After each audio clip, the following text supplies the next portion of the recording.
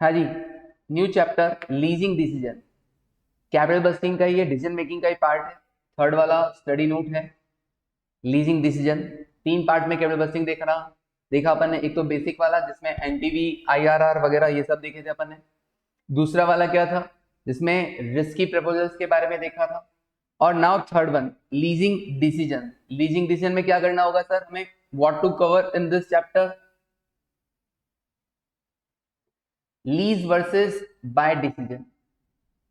Lease versus buy decision, इसमें हमें क्या करना होगा सर? हमें डिसाइड करना होगा यहाँ पर कि कोई भी एसेट, पहले तो हम क्या करते थे, एसेट खरीद लेते थे और उसके लिए देखते थे या फ्यूचर में कैश फ्लोज कितने होंगे, तो वो एसेट हमारे लिए खरीदना बेनिफिशियल है या नहीं है, यही देखा करते थे ना। उस प्रोजेक्ट में इन्वेस्ट करना हमारे लिए बेनिफिशियल है या नहीं है। अब यहां पर हम क्या देख रहे हैं कि उस एसेट को, अगर हम कोई एसेट है उसको खरीदना चाहें, तो हमारे पास एक और ऑप्शन सामने आ गया कि यार बाय करें या लीज पे लें। अच्छा, बाय भी कैसे हो सकता है? आप हैंड टू हैंड सारा का सारा पैसा दें और बाय कर लें, और हो सकता है क्या कि आप पैसा बोरो करें और फिर बाय करें, क्योंकि बाय करने के लिए भी तो पैसा लगता है। अब पैसा लगेगा, पैसा नहीं हो मान लो, तो आप क्या करोगे? बोरो करोगे और फिर बाय करोगे। तो अपने को ऐसा क्या करना होगा? लीज के साथ कंपैरिजन करना पड़ेगा, लीज वर्सेस बाइंग या लीज वर्सेस बोरिंग बाइंग, बोरो करके बाय करना। ओके, अब इसमें कौन कौन से मेथड अपने को सीखने हैं? एक तो प्रेजेंट वैल्यू मेथड और दूसरा net advantage of leasing method. Present value method और दूसरा net advantage of leasing method. ये दो मेथड अपने को सीखने होंगे कंपैरिजन करने के लिए। बड़ा आसान है, कोई दिक्कत नहीं है, बहुत इजी है।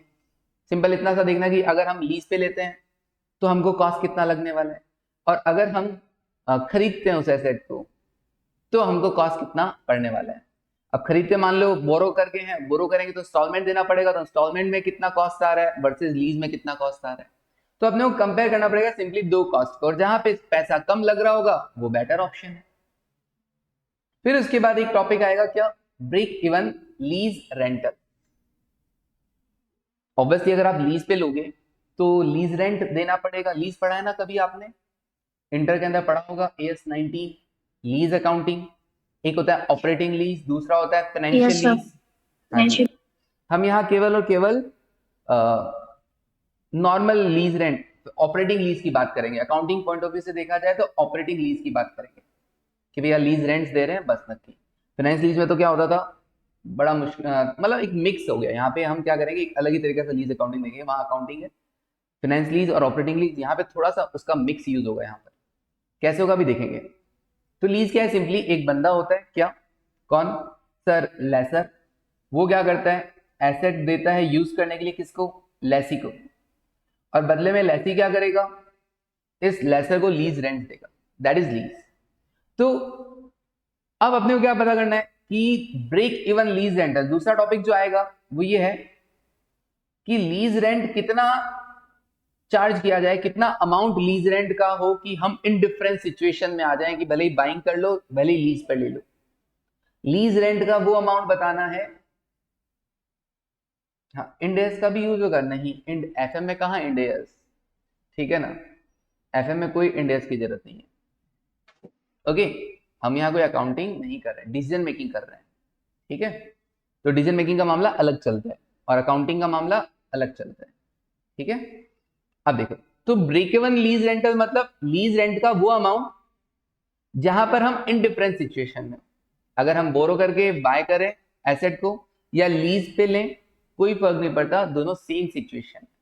ओके, तो lease rent is the indifference, break even lease rental is the indifference point of lease rent. Okay, now पहले बात करते हैं फिलहाल लीज वर्सेस बाइंग डिसीजन।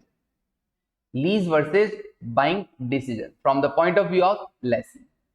कि भैया ऑब्वियसली लेसी सोचेगा कि लीज पे लूं या बाय करूं एसेट को। तो लीज पे जो लेगा वो लेसी कहलाएगा, और अगर लीज पे नहीं लेता है तो बाय करेगा, बाय करेगा तो ऑनर कहलाएगा, ठीक है। सर क्या होता है sir? Lease is defined as a agreement between the user of the asset and the owner of the asset, whereby the user agree to pay a periodical amount lease rent to the owner for using the asset for a specified period of time. Okay, तो आप asset use कर रहे हो लेसी, इसके बदले में आप laser को क्या देंगे, लीज रेंट देंगे। लीज और परचेज में हमारे यहाँ बेसिकली डिफरेंस क्या रहने वाला है, जो हमारे डिसीजन मेकिंग में काम आएगा। अगर आप लीज रेंट पे करेंगे तो लीज रेंट एक्सपेंस की तरह ट्रीट होगा और पूरा का पूरा लीज रेंट किसके लिए अलाउेबल होगा, for the tax purpose. So lease rent is an expense, और एक्सपेंसेस कैसे ट्रीट किए जाते हैं, मैसेज करके बताना, क्या एक्सपेंसेस को हमें आफ्टर टैक्स लेना होता है या बिफोर टैक्स लेना होता है। ऐसे एक्सपेंसेस जिनके रिगार्डिंग आपको टैक्स सेविंग हो सकता है, उन्हें बिफोर टैक्स कंसिडर किया जाएगा कि आफ्टर टैक्स कंसिडर किया जाएगा। मोनिका ने कहा बिफोर, अनुष्का ने कहा आफ्टर, शिवानी ने कहा बिफोर, सिद्धांत ने कहा बिफोर। अच्छा, इससे पहले जब हमने कभी क्वेश्चंस किए थे, अच्छा राशि का बिफोर, इससे पहले हमने, हाँ खुश आफ्टर, तो आफ्टर टैक्स करेक्ट है।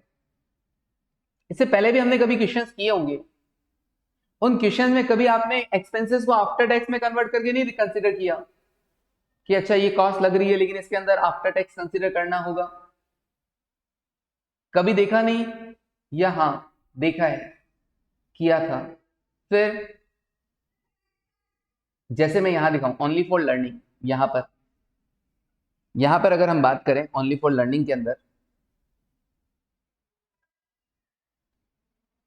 तो मान लीजिए नॉर्मल केस में आपकी इनकम, सारी चीजें आफ्टर टैक्स ली जाती है, हाँ इंटरेस्ट को आफ्टर टैक्स लिया था, और भी कोई भी एक्सपेंस जिस पर आपको क्या होगा, टैक्स सेविंग अलाउड होगी, वो हमेशा आफ्टर टैक्स कंसिडर किया जाता है। आपने किया है ऐसा क्वेश्चन, आपने कहीं कहीं एक्सपेंसेस को आफ्टर टैक्स कंसिडर किया है।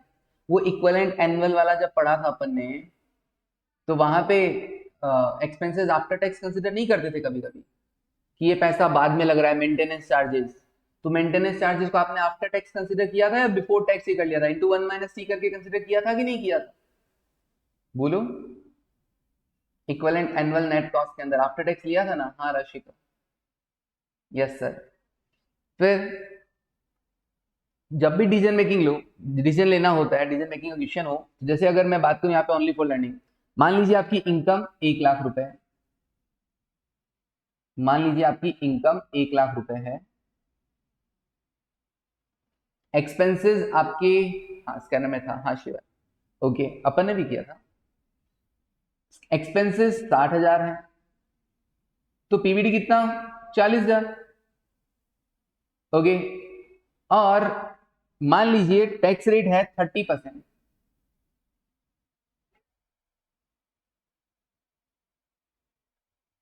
तो 40,000 का 30% कितना, 12, तो बचेगा कितना, 28,000 पीएटी, राइट। ऐसे करते हैं ना हम लोग पीएटी की कैलकुलेशन, हाँ sir income minus expenses that is Pvt less tax that is PAT, करते तो हैं। अब मैंने कहा इसी चीज को अगर मैं अलग अलग कंसिडर करूं, इनकम्स को अलग और एक्सपेंसेस को अलग, तो इनकम्स कितनी, क्या मैं इसको ऐसे लिख सकता था, इनकम्स 1,00,000, उसको आफ्टर टैक्स करूंगा तो इंटू 1 माइनस सी, 70,000 रुपए। ऐसे ही एक्सपेंसेस को आफ्टर टैक्स कंसिडर करूंगा, expenses 60,000 into 1 minus T, 42,000। Now 70 minus 42 कितना, वही 28,000। तो कभी किसी क्वेश्चन में मान लो इनकम्स नहीं हो, सिर्फ एक्सपेंसेस को ही कंपेयर करना हो, तो क्या हमें एक्सपेंसेस को आफ्टर टैक्स लेना चाहिए या बिफोर टैक्स लेना चाहिए, बोलो अब। क्या अब तक हर टाइम हम एक्सपेंसेस को आफ्टर टैक्स ही लेते आए हैं या नहीं, यस, हर बार हम एक्सपेंसेस को सर आफ्टर टैक्स ही लेते हैं। कभी कभी हमारी नजरों में वो आता नहीं है क्योंकि वो कैलकुलेशन में छिपा रहता है, हमको लगता है हमने एक्सपेंसेस 60,000 लेस किए, लेकिन बाद में टैक्स लेस कर रहे हो ना, इसका इफेक्ट वही आता है कि एक्सपेंसेस आपने क्या कंसिडर किए हैं, 42,000 आफ्टर टैक्स, इनकम्स भी आफ्टर टैक्स और एक्सपेंसेस भी आफ्टर टैक्स। तो अगर इनकम ना दे रखी हो तो एक्सपेंसेस ऑब्वियसली कैसे लेने होंगे, आफ्टर टैक्स लेने होंगे, और ये हमने ऑलरेडी पहले भी क्वेश्चंस में कर रखा है, अगर आपको अब याद आ गया हो तो, इक्विवेलेंट एनुअल कॉस्ट वाले के अंदर। खैर कोई ना, देखो तो लीज रेंट अगर आप पे करोगे ना, तो लीज रेंट एक्सपेंस है, एक्सपेंस है तो आपको क्या होगा, टैक्स में छूट मिलेगी, टैक्स बेनिफिट मिलेगा, टैक्स सेविंग होगा। तो लीज रेंट सारा का सारा टैक्स पर्पज के लिए अलाउ किया गया, आपको टैक्स सेविंग आपको मिलेगा। तो लीज रेंट में तो ये फायदा है कि लीज रेंट जैसे ही आप पे करेंगे उस खर्चे पर आपको टैक्स सेविंग भी होगा। सो लीज रेंट जब भी हम कंसिडर करेंगे, हम हमेशा डिसीजन मेकिंग के लिए आफ्टर टैक्स वाले कंसिडर करेंगे, टैक्स सेविंग कंसिडर करने के बाद। ना अगर हम बाय करते हैं, तो मैंने कहा अगर हम बाय करते हैं, बोरो करके बाय, अगर हम बोरो करके बाय करते हैं, पैसा देके बाय किया तब नहीं, अगर हम बोरो करके बाय करते हैं, पैसा बोरो किया और अब बाय कर रहे हैं, तो मुझे क्या करना पड़ेगा, जो मैंने लोन लिया है, अमाउंट बोरो किया है, उस पर इंस्टॉलमेंट देना पड़ेगा। इंस्टॉलमेंट में एक एलिमेंट होता है, क्या, दो एलिमेंट होते हैं, प्रिंसिपल और इंटरेस्ट। तो इंटरेस्ट क्या होगा, इस इंटरेस्ट कंपोनेंट में मुझे क्या मिलेगा, टैक्स सेविंग। हाँ जी, इस इंटरेस्ट कंपोनेंट पे मुझे क्या मिलेगा, टैक्स सेविंग मिलेगा। ओके, फिर आगे बढ़ते हैं। मैं कहा लीज पे लूंगा अगर मैं, तो क्या मैं डेप्रिसिएशन क्लेम करूंगा, नहीं सर। अगर मैं लीज पे ले रहा हूं तो ऑनर कोई और है, जस्ट लाइक ऑपरेटिंग लीज में हुआ करता था। फाइनेंस लीज में तो क्या होता था, जो लेसी होता है वही डेप्रिसिएशन चार्ज करता था फाइनेंस लीज में। फाइनेंस लीज की बात नहीं कर रहा हूं। फाइनेंस लीज में क्या होता था, मैंने आपको पढ़ाया था AS 19 के अंदर फाइनेंस लीज में मैंने कहा था सब्सटेंस ओवर फॉर्म वाला रूल एप्लीकेबल हो जाता है, और तो लीगली भले ही लेसर ऑनर है लेकिन सब्सटेंशियली एसेट को लेसी यूज कर रहा है, इसलिए लेसी डेप्रिसिएशन चार्ज करेगा। लेकिन मैं अभी यहाँ पे फाइनेंस लीज की बात नहीं कर रहा हूँ। हाँ, वेरी गुड ऋषिता। हाँ जी, मैं operating lease, normal lease rents की बात करता हूँ यहाँ पर। मैंने बोला ना मिक्सअप है, तो ऑपरेटिंग लीज की तरह भैया डेप्रिसिएशन में चार्ज नहीं करता। लीज पे लिया मैंने तो एसेट, तो मैं आपकी अकाउंटिंग नहीं जानता, मैं AS 19 क्या होता है मैं नहीं जानता, इंड AS क्या होता है मैं नहीं जानता। मैं ये जानता हूँ कि मैं ऑनर नहीं हूं, मैं डेप्रिसिएशन चार्ज नहीं करने वाला हूँ। ओके, तो मुझको टैक्स सेविंग ऑन डेप्रिसिएशन नहीं मिलने वाला है, हम यही मान के चलो। डेप्रिसिएशन के कारण जो मेरे को टैक्स सेव हो रहा था, अब वो कंसिडर यहाँ पर नहीं किया जाएगा, क्योंकि डेप्रिसिएशन कौन चार्ज करेगा, लेसर चार्ज करेगा। हाँ, लेकिन अगर मैं बोरो करके एसेट को खरीद लेता हूं, तो now I am the owner of the asset, तो ऑनर होने के नाते मैं डेप्रिसिएशन क्लेम करूंगा और टैक्स सेविंग ऑन डेप्रिसिएशन को कंसिडर करूंगा। अच्छा जी, अगर हम लीज पे लेते हैं तो हमें जनरली सैल्वेज वैल्यू भी अवेलेबल नहीं होगा, क्योंकि जब लीज टर्म खत्म हो जाएगा, टाइम पीरियड खत्म हो जाएगा, मैं लेसर को एसेट वापस लौटा दूंगा। लेकिन यहां पर अगर मैं ऑनर हूं एसेट का, तो ऑब्वियसली क्या होगा, अगर मैं ऑनर हूं एसेट का तो सैल्वेज वैल्यू मुझे मिलेगा। लास्ट में एसेट को बेचूंगा, कुछ ना कुछ तो मिलेगा, सैल्वेज वैल्यू। तो salvage value is available, salvage value is available. Okay, done. क्या ये डिफरेंस समझ में आया क्या दोनों के अंदर, लीज और बोरिंग बाइंग के अंदर, यहां तक? क्योंकि डिसीजन हमें, हाँ जी, इन्हीं दो के बीच में लेना है कि लीज पर एसेट को लें या बोरो करके बाय करें या डायरेक्ट बाय करें। बोरो ना भी हो सकता है कभी कभी, ठीक है ना। ओके ओके, ऋषिता, रशिका, मोनिका, आगे बढ़ते हैं। हाँ जी,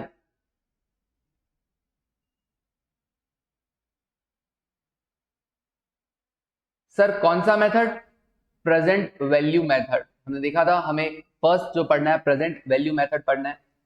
तो ये जो प्रेजेंट वैल्यू मेथड है सर, इसमें क्या होगा, सिंपली लीज के केस में कॉस्ट की प्रेजेंट वैल्यू निकाल दो, और बाइंग के केस में भी कॉस्ट की प्रेजेंट वैल्यू निकाल दो और कंपेयर कर लो, वही जैसा आज तक करते आए हैं। तो दो ऑप्शन है, दोनों में कंपेयर करना है कि लीज में हमको कॉस्ट कम आ रही है या बाइंग के अंदर हमको कॉस्ट कम आ रही है। विदाउट बोरो में सिर्फ इंटरेस्ट हट जाएगा, बाकी सेम होगा। बोरो नहीं करेंगे तो इंस्टॉलमेंट वगैरह का झंझट नहीं है ना, वो lump sum payment, one time payment होगा ऋषिता। और बोरो अगर करते हैं तो हर साल इंस्टॉलमेंट वाला झंझट पड़ेगा, इंस्टॉलमेंट में इंटरेस्ट के कारण जो टैक्स सेविंग होगा उसको देखना पड़ेगा। हाँ जी, ना तो प्रेजेंट वैल्यू मेथड वही जो अपन पढ़ते आए हैं आज तक, उसी में से कंसेप्ट निकल के आया है एक छोटा सा। In this method we will calculate, क्या कैलकुलेट करेंगे सर, हम दो चीजें कैलकुलेट करेंगे, present value of cash outflow in the lease option and present value of cash outflow in the buying option. दोनों में कैश आउटफ्लो का कैलकुलेशन कर दो, प्रेजेंट वैल्यू टर्म्स में। और अब जहां पर लोअर प्रेजेंट वैल्यू रहेगा दैट शुड बी सेलेक्टेड, उस ऑप्शन को हम सेलेक्ट कर लेंगे जहां पे हमारी कॉस्ट कम आ रही होगी। फिर सर ये present value of cash outflow calculate कैसे होगा? मैंने कहा देखो, अगर लीज ऑप्शन है तो आप हर साल क्या दे रहे हो लीज में? लीज रेंट दे रहे हो, तो lease rent is the outflow. मैंने कहा हाँ, लीज रेंट इज आउटफ्लो। जो आप हर साल लीज रेंट देंगे that is your outflow, that is your outflow. Okay, और ये जो लीज रेंट देंगे आप, इस पर आपको क्या होगा? सर हमको टैक्स सेविंग होगा, so tax saving is the inflow.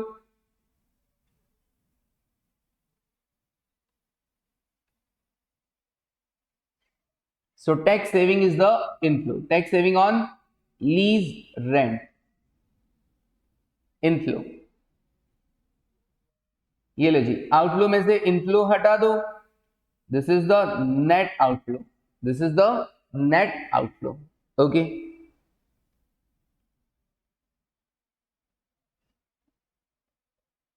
This is net outflow.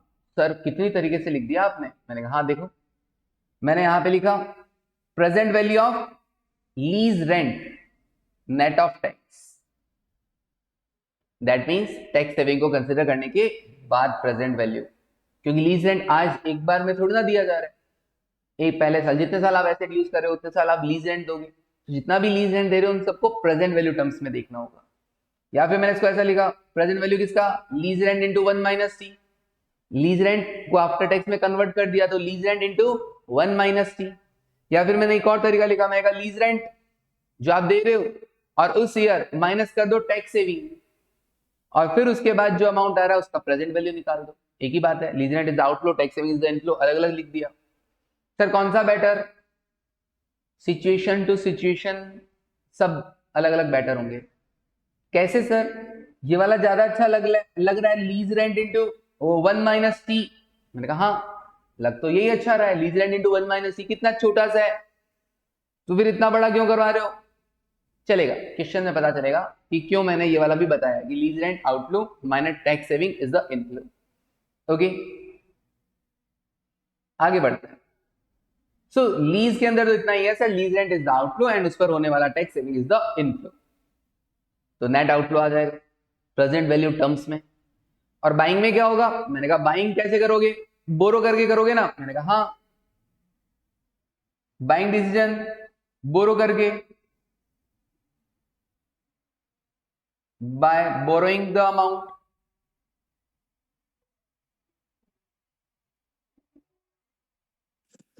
Sir हमेशा बोरो करके ही होगा, वैसे नहीं हो सकता? ऐसे भी होगा, ऐसे होगा तो कोई दिक्कत ही नहीं, टेंशन ही नहीं, क्वेश्चन तो क्वेश्चन अपन बता देंगे, टेंशन नहीं है ना। टैक्स रेट गिवन है तो ये वाला, अदरवाइज अमाउंट है तो वो वाला। अच्छा यश, हाँ वो भी ठीक है बात आपकी, बट वो एक्चुअली मेरा कुछ और कंसेप्ट है, ठीक है। हाँ okay, by borrowing the amount, अगर आप बोरो करते हो तो आपको क्या करना पड़ेगा? सर हमने लोन लिया है, लोन लिया है तो इंस्टॉलमेंट पे करना पड़ेगा, सो इंस्टॉलमेंट जो पे करेंगे दैट इज आउटफ्लो, इंस्टॉलमेंट जो पे करेंगे वो आउटफ्लो होगा।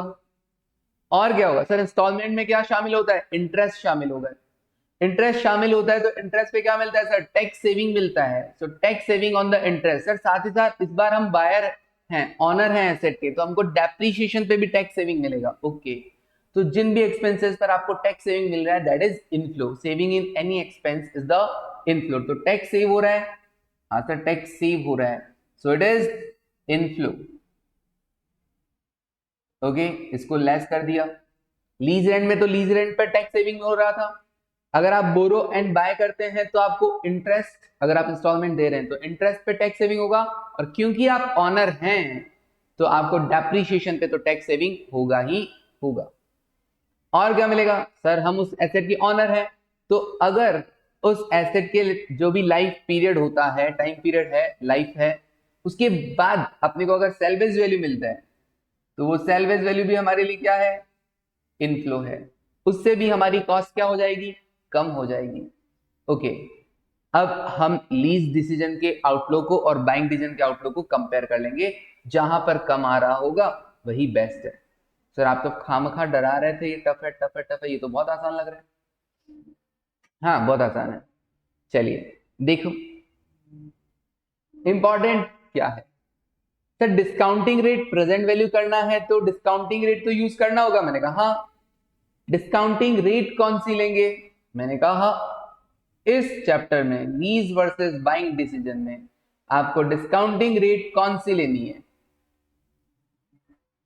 हमको क्वेश्चन में बोरोइंग रेट दे रखा होगा, उस बोरोइंग रेट को, जिस रेट से हमने पैसा बोरो किया है, उस बोरोइंग रेट को क्या करना होगा? आफ्टर टैक्स में कन्वर्ट करना होगा। बोरोइंग रेट मतलब इंटरेस्ट रेट, इंटरेस्ट रेट को हम आफ्टर टैक्स में कन्वर्ट कर देंगे इनटू 1 माइनस टी। यहां पर डिस्काउंटिंग रेट ये होगा, कॉस्ट ऑफ कैपिटल वगैरह नहीं। अगर फर्स्ट प्रेफरेंस क्या, ये वाला, लेकिन फर्स्ट प्रेफरेंस नहीं बोलूंगा, हाँ जब तक हो ये लेना है कोशिश। लेकिन अगर क्वेश्चन में, अगर एक्सेप्शन क्या है, लेना तो यही है, लेकिन अगर क्वेश्चन में ऑलरेडी डिस्काउंटिंग रेट दे रखा हो, या अगर ऐसा लिख रखा हो cost of capital is this, तो भूल जाना हमारा ये concept interest rate into 1 minus T. मतलब प्रायोरिटी तो ऑब्वियसली यही हो गई फिर तो। हाँ सर प्रायोरिटी तो ये हो गई, कॉस्ट ऑफ कैपिटल और डिस्काउंटिंग रेट अगर दे रखा हो तो वो लेना, वरना आप क्या करोगे, आपकी जो बोरोइंग रेट है उसी को आफ्टर टैक्स में कन्वर्ट कर देना, और वही रेट क्या कहलाएगी? डिस्काउंटिंग रेट कहलाएगी। Simple. Okay now first example. Example मैंने कैसा लिया है? Lease rent and instalments are paid at the end of the year. अगर लीज रेंट, अगर आप लीज पे लेते हो तो लीज रेंट दोगे कब दोगे? Eight the end of the year. अगर आप पैसा बोरो कर रहे हो तो इंस्टॉलमेंट आपको कब देनी है? Eight the end of the year. Okay, तो ऐसे केस में कैसा सॉल्यूशन होगा देखते हैं। कॉस्ट ऑफ एसेट 1 लाख रुपए, लाइफ 4 साल, सैलरीज वैल्यू निल है, टैक्स रेट 30% है। ऑप्शन है पहला कि 1 लाख रुपए आप बोरो कीजिए 12% इंटरेस्ट रेट से और रीपे कर दीजिए same, repay the same together with interest in 4 equal annual installment. 4 equal installment में पेमेंट करना है। इसका मतलब इंस्टॉलमेंट का अमाउंट सेम होना चाहिए, इंस्टॉलमेंट का अमाउंट सेम होना चाहिए। वो इंस्टॉलमेंट कितने रुपए की है वो भी तुम बताओगे। दूसरा, acquire on lease bye paying lease rent. दूसरा ऑप्शन है कि लीज पे ले लीजिए और लीज रेंट 30,000 रुपए सालाना है 4 साल तक का। ठीक है, कौन सा ऑप्शन सेलेक्ट करना है? ओके बताएंगे। अच्छा एक बात बताओ, डिस्काउंटिंग रेट कौन सी ले? क्या क्वेश्चन में डायरेक्टली गिवन है कि कॉस्ट ऑफ कैपिटल ये है, डिस्काउंटिंग रेट ये है? नहीं। तो ऑब्वियसली कौन सी लेंगे सर? जो भी इंटरेस्ट रेट होगा उसको आफ्टर टैक्स कर दिया जाएगा। हाँ ऋषिता, तो डिस्काउंटिंग रेट क्या हो जाएगा? Interest rate into 1 minus T. Yes, तो 12% को आफ्टर टैक्स में कन्वर्ट कर दो। 12% into 1 minus 0.3, that is 8.4%। Okay sir, correct है। आगे बढ़ते हैं। हाँ जी, 8.4% इज द डिस्काउंटिंग रेट इस क्वेश्चन के लिए हमारे लिए 8.4%। ऐसा क्यों किया? आपका डिजायर्ड रेट क्या होगा शिवानी? कॉस्ट ऑफ कैपिटल तो दे नहीं रखा है, तो आप किसी प्रोजेक्ट में किस रेट से कमा पाते हैं उसके लिए आपको ये दे रखा है कि अच्छा डिस्काउंटिंग रेट होता क्या है सर? अब तक पढ़ते आए थे WACC, weighted average cost of capital. तो यहां यस पर सर। कैपिटल की कॉस्ट क्या है देखा जाए तो सर, बोरो किया है पैसा, cost of debt into weight of debt plus cost of equity into weight of equity plus cost of reserve into weight of reserve etcetera, cost of preference into weight of preference. But पैसा तो borrow किया है into weight of debt, तो weight तो पूरा का पूरा बोरो करके किया ना 100%, 100%, दैट इज वेट 1। केडी कितना आएगा Shivani? Cost of debt sir inter में आपने पढ़ाया था, interest rate into 1 interest minus T. 12%, 1 minus 2। हाँ जी, तो ऑब्वियसली 12 इंटू 1 माइनस 0.3, तो कितना आ जाएगा 8.4%। डन। यस। ओके, आगे बढ़ते हैं। तो सिंपली अब सबको समझ में आ गया होगा कि क्यों किया जाता है इंटरेस्ट रेट इंटू 1 - t, इसी को डिस्काउंटिंग रेट क्यों लिया जाता है। अब बताएं, मेरे पास दो ऑप्शन, जैसे पहला ऑप्शन बोरो एंड परचेज, पहला ऑप्शन बोरो एंड परचेज, पैसा बोरो करता हूं और एसेट खरीद लेता हूं। क्या आप मुझे बताएंगे इंस्टॉलमेंट कितने रुपए का है? इक्वल इंस्टॉलमेंट है। इंस्टॉलमेंट मतलब प्रिंसिपल प्लस इंटरेस्ट का अमाउंट सेम होना चाहिए, प्रिंसिपल प्लस इंस्टॉलमेंट का अमाउंट सेम होना चाहिए। हाँ जी, क्या आप बता पाएंगे? अच्छा एक बात बताओ, कभी ऐसा क्वेश्चन आया था जिसमें ये वाला फॉर्मूला लगा था, installment equals to principal borrowed divide by cumulative present value factor for the given rate of interest and term of the loan? याद करो, थोड़ा सा दिमाग पे जोर डालो। कहीं सर आपने करवाया तो था, इंस्टॉलमेंट को एक्स मान के समझाया था हमें, इंस्टॉलमेंट एक्स थी, उसको फिर आपने प्रिंसिपल के बराबर कर दिया था और फिर हर साल की इंस्टॉलमेंट निकाली थी, कहीं किया तो था। हायर परचेज केस में था ना, कौन सा था?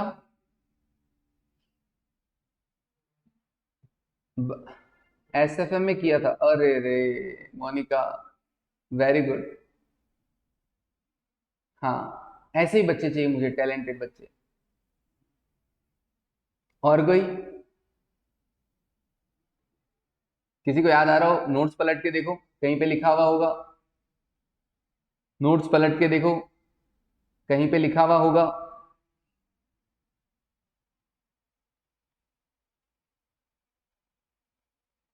देखो कहीं ना कहीं, फटाफट ढूंढो। हाँ जी, ये देखो, ये वाला क्वेश्चन, ये देखो क्वेश्चन नंबर 14 कैपिटल बस्टिंग का जो अपन ने किया था, प्रोजेक्ट आईआरआर और इक्विटी आईआरआर वाला क्वेश्चन। याद है वो 400 करोड़ का टोटल था, जिसमें 100 करोड़ का इक्विटी और 300 करोड़ का लोन था, 300 करोड़ के लिए लोन था। और येलो कलर से हाईलाइट कर रखा है, देखो नीचे, financial institutions are agreeable for the repayment of the loan in 15 equal annual installment. इस लोन का पेमेंट कैसे करना है? इंस्टॉलमेंट इक्वल होगी, consisting of principal and interest. तब मैंने क्या समझाया था? मैंने कहा जब कभी भी ऐसा हो, जब कभी भी ऐसा हो तो आपको इंस्टॉलमेंट का अमाउंट कैसे निकालना है? इंस्टॉलमेंट का अमाउंट कैसे निकालना होगा? लोन इंस्टॉलमेंट, मैंने कहा लोन इंस्टॉलमेंट आपको इस तरीके से, principal borrowed divided by cumulative present value factor. Rate कौन सी? इंटरेस्ट रेट, क्योंकि लोन का अमाउंट देख रहे हैं, लोन इंस्टॉलमेंट का अमाउंट देख रहे हैं, तो रेट कौन सी लेंगे? इंटरेस्ट रेट ली जाएगी, आफ्टर टैक्स नहीं, नहीं आफ्टर टैक्स नहीं, इंटरेस्ट रेट सिंपली। ओके, 15%, कितने साल का था? 15 साल का था इस क्वेश्चन में, इस क्वेश्चन में प्रॉपर जो हमने कैपिटल बस्टिंग में पढ़ा था। Principal borrowed divide by cumulative factor, और आपने लोन इंस्टॉलमेंट का अमाउंट निकाल लिया था कि हर साल की इंस्टॉलमेंट कितनी? 51.308। ओके, फिर मैंने इसको समझाया भी था। मैं कहा देखो, अपने को बोल रहे हैं कि लोन इंस्टॉलमेंट क्या है? हर साल सेम है, प्रिंसिपल प्लस इंटरेस्ट। सो इसको हमने एक्स मान लिया। अब फिर मैंने कहा कि अगर इस लोन इंस्टॉलमेंट जिसमें प्रिंसिपल प्लस इंटरेस्ट, अच्छा जी यश, प्रिंसिपल प्लस इंटरेस्ट जब दोनों शामिल है, अगर मैं इसका डिस्काउंटिंग कर दूं, अगर मैं इसको डिस्काउंटिंग कर दूं 15% से, इंटरेस्ट रेट से ही, तो क्या होगा? प्रेजेंट वैल्यू आएगा। प्रेजेंट वैल्यू आने का मतलब है कि मैं इसमें से इंटरेस्ट एलिमेंट को अलग कर रहा हूं, मैं इसमें से इंटरेस्ट एलिमेंट को अलग कर रहा हूं। अच्छा, लोन इंस्टॉलमेंट मतलब प्रिंसिपल प्लस इंटरेस्ट होता है। जैसे ही मैंने इसका प्रेजेंट वैल्यू निकाला, इसको डिस्काउंटिंग किया, तो मैंने इसमें से इंटरेस्ट एलिमेंट अलग कर दिया, तो बचा क्या? केवल और केवल प्रिंसिपल, 5.847x। तो ये जितनी भी 15 सालों में एक्स वैल्यूज थी, loan plus principal plus interest, that is loan installment, उसमें का मैंने डिस्काउंटिंग करके इंटरेस्ट एलिमेंट हटा दिया और ये बच गया था केवल प्रिंसिपल एलिमेंट। फिर मैंने क्या किया, इस प्रिंसिपल एलिमेंट को प्रिंसिपल से बराबर कर दिया। मैंने कहा कितने का लोन था, 300 करोड़ का लोन था, और हमारे अकॉर्डिंग वो प्रिंसिपल बन कितना रहा है, 5.847x। So x is the value of the installment, x का अमाउंट हमारे पास आ गया। याद आया क्या, बोलो अब बताओ मैसेज करके कि हर साल अगर इक्वल इंस्टॉलमेंट होती है प्रिंसिपल प्लस इंटरेस्ट तो इंस्टॉलमेंट का अमाउंट इस तरीके से आता था। बोलो फटाफट मैसेज करके बताओ। मोनिका कह रही है हाँ सर याद आया अभी। Okay Rishita, okay Anushka, yes sir आ गया। ओके रशिका, तो आप लोग क्या करें, जो पुरानी चीजें ना उनको वापस रिकॉल करें। बार बार पढ़ने से चीजें समझ में आएंगी, एक बार से कुछ नहीं होता है। एक बार तो मैं बता देता हूँ, स्टोरी बता देता हूँ, हाँ ये ऐसे ऐसे होगा भैया, तो तुमको उस दिन समझ में आ जाता है बढ़िया से। फिर वापस जब खुद करने बैठोगे ना तो वो स्टोरी सेट नहीं होगी, इसलिए थोड़ा सा ध्यान रखें। तो अच्छा, ये कंसेप्ट मैंने समझा दिया कि भैया ये फॉर्मूला जो है, loan installment equals to principal borrowed divide by cumulative factor. Installment का अमाउंट निकालना हो, अगर प्रिंसिपल प्लस इंटरेस्ट इंस्टॉलमेंट हर साल इक्वल हो, इंस्टॉलमेंट हमें निकालनी हो हम निकाल सकते हैं। और मैंने इसका प्रूफ भी किया कि हाँ इस तरीके से ऐसा होता है, इसलिए ये फॉर्मूला बना है 300 करोड़ डिवाइड बाय 5.847, मतलब principal borrow divide by cumulative factor. Okay, अब चलते हैं अभी अपन जो पढ़ रहे हैं चैप्टर उसमें, लीजिंग डिसीजन। यहां पर भी आप 1 लाख रुपए का अमाउंट बोरो कर रहे हैं और बोल रहे हैं कि आपका जो इंस्टॉलमेंट होगा वो सेम होगा प्रिंसिपल प्लस इंटरेस्ट। तो बताइए इंस्टॉलमेंट का अमाउंट कितना होगा। मैंने कहा प्रिंसिपल बोरोड कितना है, 1 लाख रुपए। 1 लाख रुपए divided by cumulative present value factor, किस रेट से, for the given rate of interest. Okay, rate of interest कितना है sir, sir rate of interest है 12%। 12%, और लोन का टाइम पीरियड 4 साल, 4 इंस्टॉलमेंट है। हाँ सर 4 साल। अच्छा, इंस्टॉलमेंट कब कब है, फर्स्ट ईयर का एंड, सेकेंड ईयर का एंड, थर्ड ईयर का एंड और फोर्थ ईयर का एंड। जरा देखना क्यूमुलेटिव फैक्टर कितना आ रहा है। फर्स्ट ईयर का एंड पे इंस्टॉलमेंट जाएगा, सेकेंड ईयर के एंड पे इंस्टॉलमेंट जाएगा, थर्ड ईयर के एंड पे इंस्टॉलमेंट जाएगा, फोर्थ ईयर के एंड पे इंस्टॉलमेंट जाएगा। देखो कितना आ रहा है, 3.037। Okay Shivani,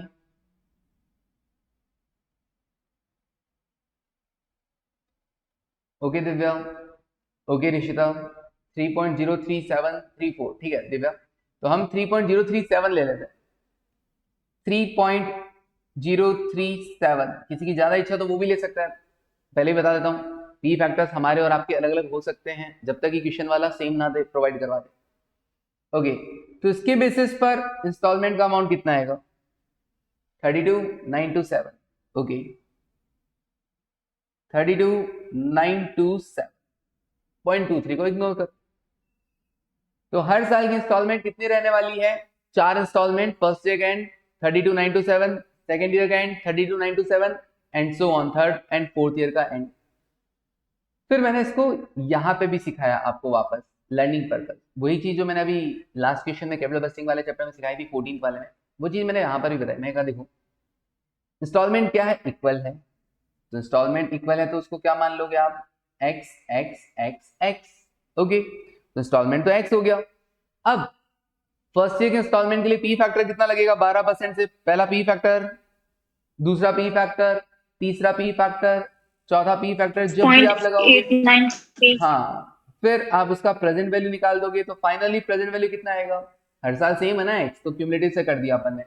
so it is 3.037 x, right, yes और नो। हाँ सर, एक्स को अगर उनके पी फैक्टर के टोटल से, पी फैक्टर का टोटल कितना है 3.037 से मल्टीप्लाई कर दिया जाए क्यूमुलेटिव प्रेजेंट वैल्यू फैक्टर से, तो आ जाएगा प्रेजेंट वैल्यू ऑफ इंस्टॉलमेंट। और प्रेजेंट वैल्यू ऑफ इंस्टॉलमेंट का मतलब क्या हुआ सर, हमने इंटरेस्ट एलिमेंट हटा दिया है और अब ये सिर्फ और सिर्फ प्रिंसिपल अमाउंट बचा है। अब ये सिर्फ और सिर्फ प्रिंसिपल अमाउंट बचा है। So 3.037x is the principal, principal कितना, 1 लाख रुपए। So x is equals to 1,00,000 divided by 3.037, वही अमाउंट 32,927। किसी को फॉर्मूला याद नहीं रहे तो वो इस तरीके से दिमाग लगाएगा, यार फॉर्मूला क्या है, याद नहीं आ रहा है, कोई बात नहीं। इंस्टॉलमेंट को x मान लो, पी फैक्टर से डिस्काउंटिंग करके जो भी पी फैक्टर कौन सा लोगे 12%, इंटरेस्ट रेट कौन सा वाला यहाँ पर interest rate, okay not after tax, simply interest rate से डिस्काउंटिंग करोगे, जो प्रेजेंट वैल्यू आएगा इक्विवेलेंट टू कैश प्राइस, क्योंकि हमने इंटरेस्ट एलिमेंट को हटा दिया है, इंटरेस्ट एलिमेंट को हटा दिया। हाँ फॉर्मूला तो ज्यादा इजी है समझने के लिए है।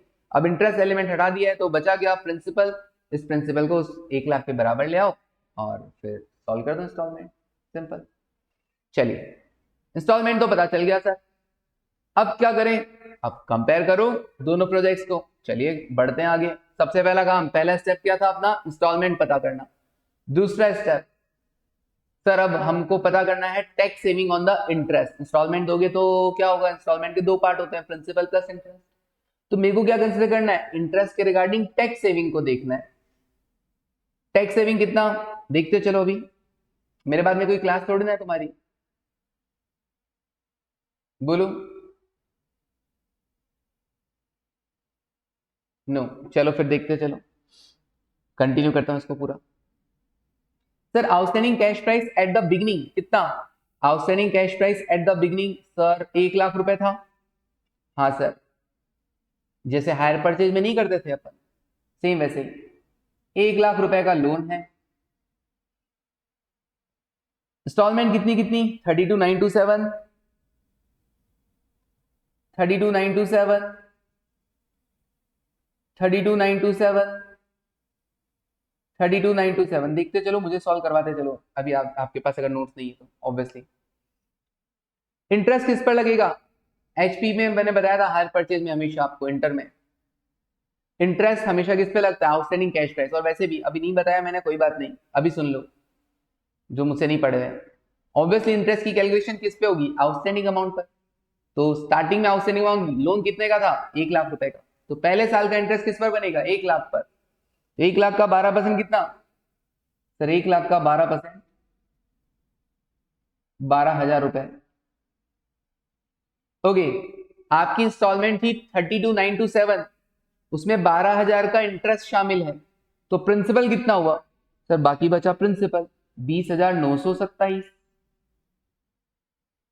हरिशिता ओके, तो स्टार्टिंग में 1,00,000 का प्रिंसिपल बाकी था, इस बार आपने प्रिंसिपल कितना दे दिया है, 20,927 का प्रिंसिपल दे दिया है, और कितना बाकी है सर, और 79,073 बाकी है।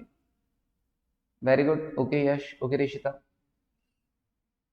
ओके, इस बार इंटरेस्ट किस पर लगेगा, 79,073 पर लगेगा, आउटस्टैंडिंग अमाउंट पर। 79,073 का 12% कितना, इट इज 9489।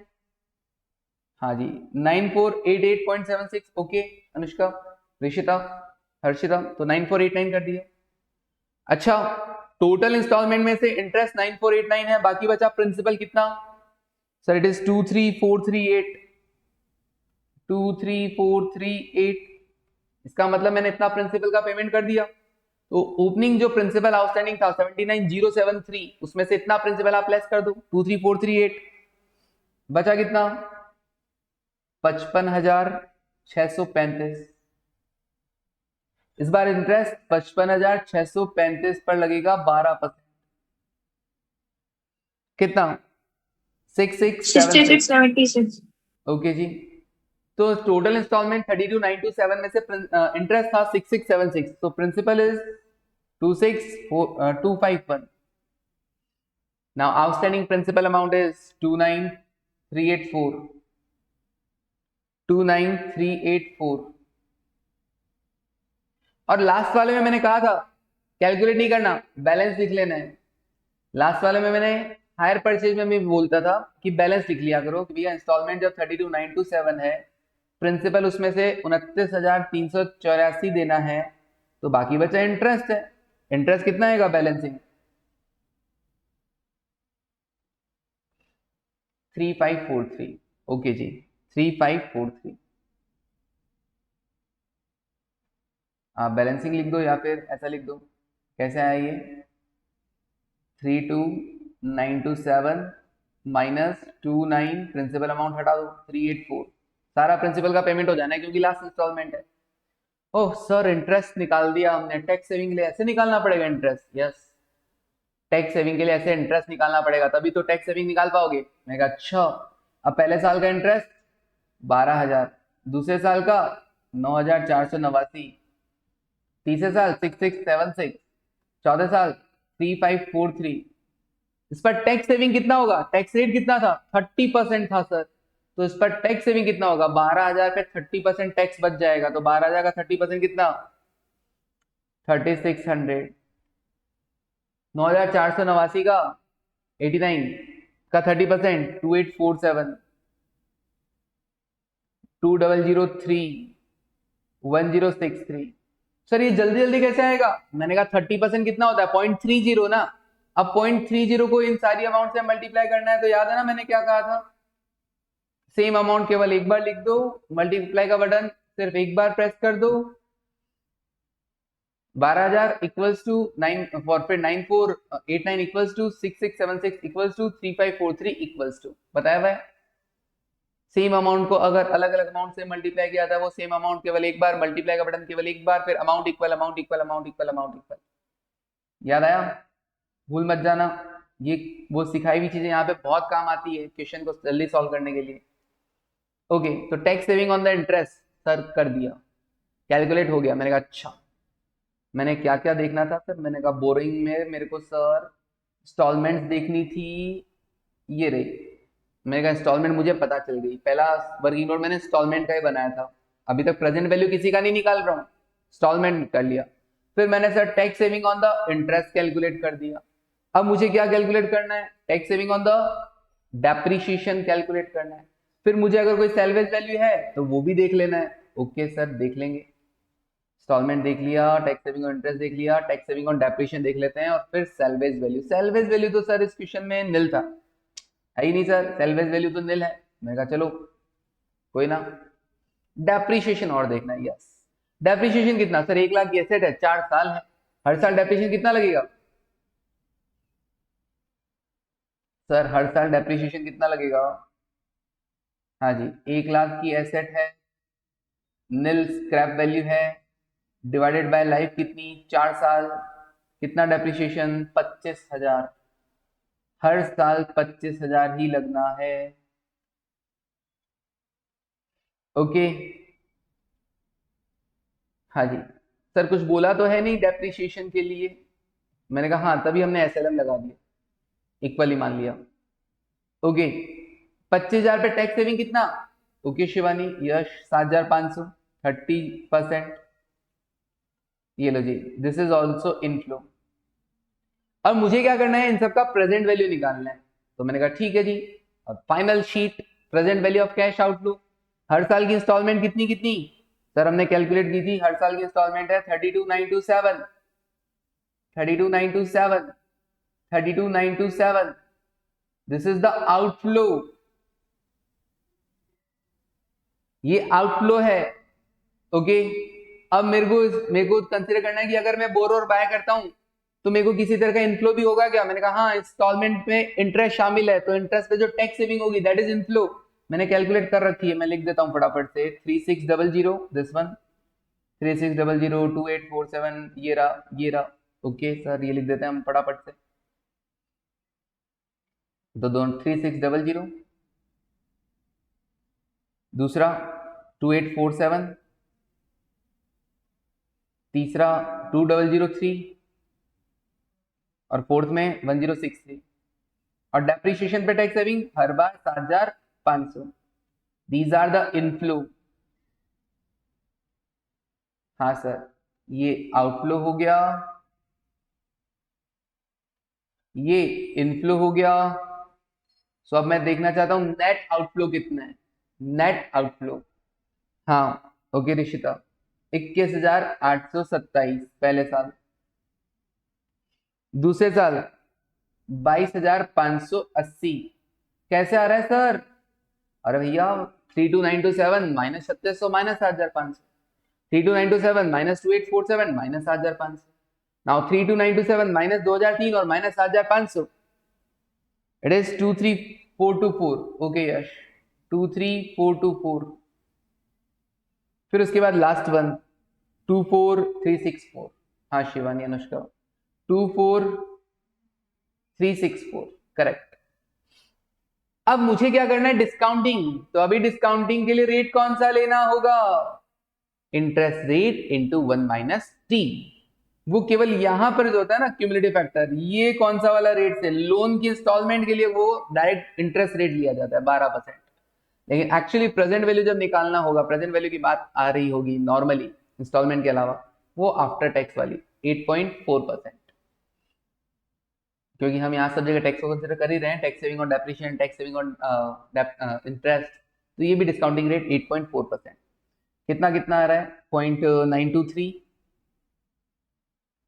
0.851, 0.785, 0.724।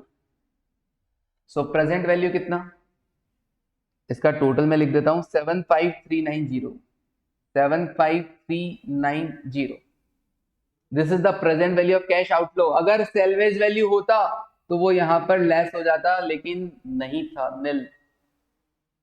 सेल्वेज वैल्यू क्या है, निल, कुछ नहीं मिला sir. So present value of cash outflow, अगर आप बोरो करके बाय करते हो तो आपका आउटफ्लो का प्रेजेंट वैल्यू रहेगा 75390। और अब मैं लीज की बात कर लेता हूं कि अगर मैं लीज पे लूं तो क्या होगा, बड़ा आसान है सर, लीज पे लीज रेंट देने होंगे। कितना है लीज रेंट, मैंने कहा लीज रेंट है 30,000 रुपए सालाना 4 साल तक। मैंने कहा अच्छा, मैंने कहा 30,000 रुपए 4 साल तक, मैंने कहा हाँ 4 साल तक, लेकिन 30,000 रुपए आउटफ्लो जो होगा उस पर टैक्स सेविंग भी तो होगा 30%। मैंने कहा हाँ, तो 30% हटा दो। टैक्स सेविंग कंसिडर करने के बाद मेरी कॉस्ट कितने आने वाली है सर, 30,000 इंटू 70%, कितना, 21,000। और ये जो 21,000 का आउटफ्लो है पहले साल के एंड में, दूसरे साल के एंड में, और तीसरे साल के एंड में, और चौथे साल के एंड में, उसका प्रेजेंट वैल्यू निकाल दो। सर हर साल अगर सेम आउटफ्लो होगा तो क्यूमुलेटिव फैक्टर से मल्टीप्लाई किया जा सकता है। हाँ 8.4% से क्यूमुलेटिव फैक्टर कितना, ओके अनुष्का, 3.283। तो मेरा जो लीज रेंट में 1 2 3 4 साल तक दूंगा, टैक्स सेविंग कंसिडर करने के बाद मेरा नेट आउटफ्लो कितना रहने वाला है सर, 68,940 या 943, कितना आएगा, 68,940 या 943, जो डेटा मैंने लिखे हैं उससे 68,943। ओके, कोई दिक्कत नहीं पड़ेगा, उससे 2-3 रुपए। अब बताओ लीज रेंट पे कॉस्ट कम आ रही है या बोरो और बाइंग पे, लीज रेंट पे इतनी कॉस्ट आएगी और बोरो एंड बाइंग पे इतनी कॉस्ट आएगी, कौन सा ऑप्शन सेलेक्ट करें सर, लीज पे हमको कॉस्ट कम आ रही है, so it is advise to take asset on the lease. बोलो समझ में आया क्या, लीज को सिंपल बोरो प्लस बाइंग से कंपेयर करना है, और बोरो और बाइंग में अपने को क्या करना होता है sir, installment is the outflow and tax saving on the interest and depreciation is the inflow and present value of salary is also inflow. बस इसके लिए मुझे इंस्टॉलमेंट निकाल लेना है, टैक्स सेविंग ऑन इंटरेस्ट निकाल लेना है, टैक्स सेविंग ऑन डेप्रिसिएशन निकाल लेना है, और सैलरी वैल्यू का पता कर लेना है। बस इतना सा है ये वाला टॉपिक। तो चलिए, अनुष्का को समझ में आ गया, मोनिका को समझ में आ गया, और शिवानी को समझ में आ गया, डन। बाकी बच्चे इजी है, एज सच कोई प्रॉब्लम नहीं है। एक बार घर पे तुम लोग बिना देखे क्या कर लेना, फिर इसको सॉल्व करने का ट्राई करना, ठीक है, फिर कल और आगे अपन करते हैं। आज के लिए फिर इतना ही, thank you, take care and bye.